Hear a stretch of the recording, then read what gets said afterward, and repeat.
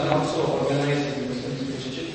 Even if the percentage of Hindus drops below 60%, Hindus are going to lose it. In Kerala, for example, Hindus are 54%. When you go and see the colleges, and you will find 20%, 25% are the Hindus in these colleges. If you go and see the companies in Kerala, you will find Hindus' employment percentage is 33%. So therefore, we have to have a mindset that the religious composition of India should not be changed, and for that we need a central law banning conversion. Many years ago, Jawaharlal Nehru had said that I am going to have Article 370 of the Constitution so that a Hindu Dharma Acharya Sabha was called for the first time. First time in India, such a big gathering of all the prominent scholars came together. It is now being decided to set up I was also invited, the only politician invited, to address, give them an address on fundamentals of Hindu unity, which is now published as a booklet. And they have decided to set up a secretariat. And I think it's time for us to, if not, we need not have a Hindu Pope, we certainly need a body which will work on this. And finally, I think we need a commitment, a mindset to make all our children learn Sanskrit with their language script, because every Indian language has a very high proportion of Sanskrit vocabulary. Tamil, for example, you take any Tamil dictionary and you start counting the words which are Sanskrit, common to Sanskrit. I can't say whether Tamil borrowed it from Sanskrit or Sanskrit borrowed it from Tamil, because Tamil and Sanskrit are equally old languages. 40% of Tamil words are of Sanskrit origin. Malayalam, it is as high as 80%. Bengali is also in that region. So because the vocabulary is drawn from Sanskrit or common to Sanskrit, I think time has come for us, in order to develop a Hindu consciousness, that all of us should require our children to learn Sanskrit, and schools ultimately to have a three-language policy. Ultimately, in a democracy, you have to have a political instrument which will implement such an agenda. But before such an instrument can come, you need a Hindu consolidation, a mind consolidation. People should start voting on the basis of a Hindu agenda. And it is from that point of view that I have come here to talk to you. The last time I did such a tour of England was in 1976, and there was a state of emergency. And people asked me, why are you campaigning abroad instead of campaigning in India? I said, well, if all of you took the trouble to write to your parents or your sisters and brothers, you will beat the censorship which Indira Gandhi had imposed at that time. And it was really the activities of the Indian community abroad which ultimately forced Indira Gandhi to call for elections. And it was only through the elections we got rid of the emergency. And in the end, after she was defeated, then she came back as Prime Minister. Mrs. Gandhi herself told me that the pressure from abroad was, I asked her, why did you make this foolish mistake of holding an election? You knew that you should have lost. She said, no, I didn't know I would lose. And certainly not myself personally. But the pressure from abroad built by the overseas Indians was so tremendous that I had to do something to legitimize the emergency. The same way today, you are people who have enormous status in society, both in India and here. And if you develop this mindset that the country has a Hindu foundation and that Hindu foundation must be nurtured, and nurtured in the following ways, then it will be only a matter of time before this spreads to India, and in India a political instrument can come about which will then implement such a agenda. Even here you can do, for instance, on Shankaracharya, if you feel strongly about it. Those of you who have British passports should interact with your members of parliament Religious freedom has become now an international human rights issue. And you should, as a British citizen who happen to be a Hindu, you have a right to ask your member of parliament. You have a right to ask your British government. Those of you who don't have a British passport should ask your High Commission.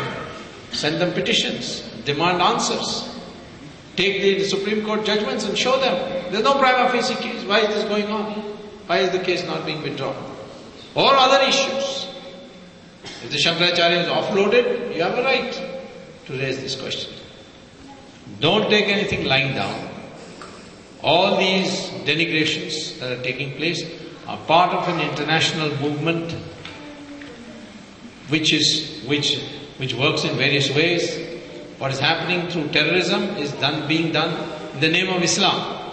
And what is being done in conversion is being done in the name of Christianity. Both these forces are very active, and therefore the time for us to arise and awake and see ourselves as people who would defend the faith by developing the appropriate mindset. Thank you very much.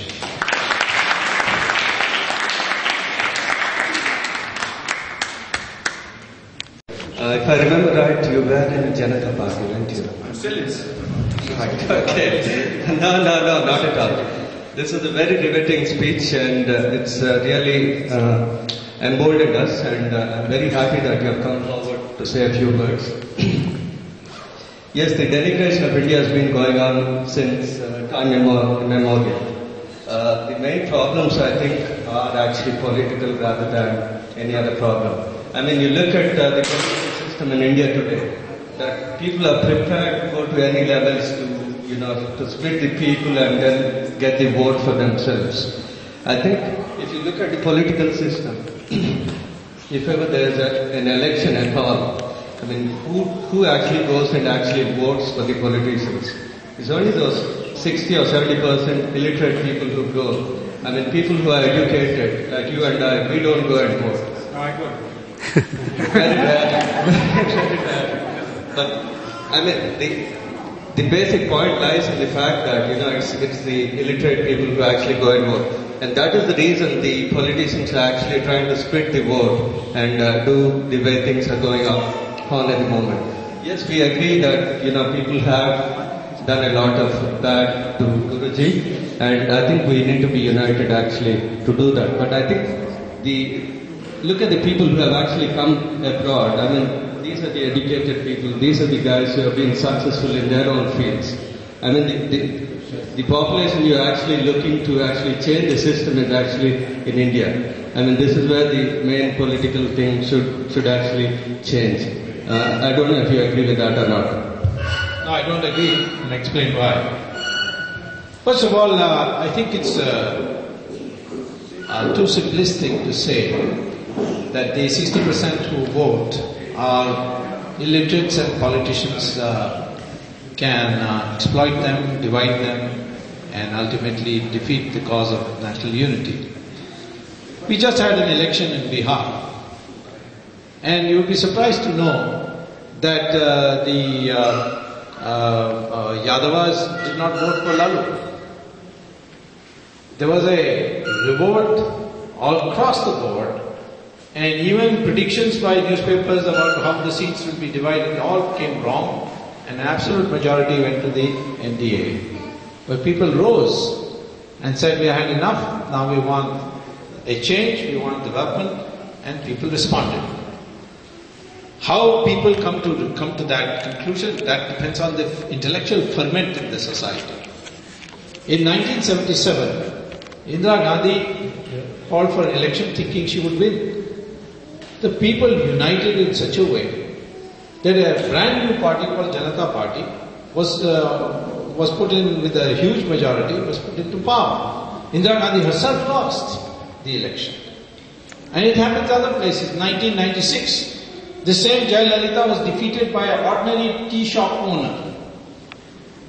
I don't think that when the people are awakened, they will not rise, unite and deliver the goods. They have done so, and it is our responsibility to go and speak to them, explain to them, and bring it to their knowledge.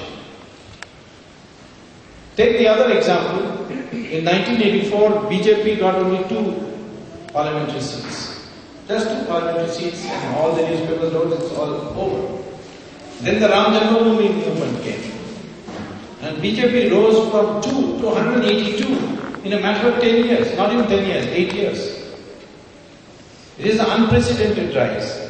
The Hindus consolidated. People say Hindus will never consolidate. That's not true. The Hindus have shown that they can consolidate if you come with an agenda.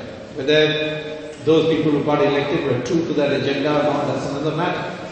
But I don't think that the people are incapable of coming together and putting an instrument into power. And what is necessary therefore is that the elites, the educated people, they must also realize their commitment, and they must propagate, they must advocate, and they must assimilate these concepts that I have talked to you about. I am grateful to Dr. Reddy saying that he recognizes that we must do something about the Shankaracharya of Kanchi, and we must find ways by which we express ourselves so that the masses of India elect a political instrument which can bring about a Hindu renaissance in the country.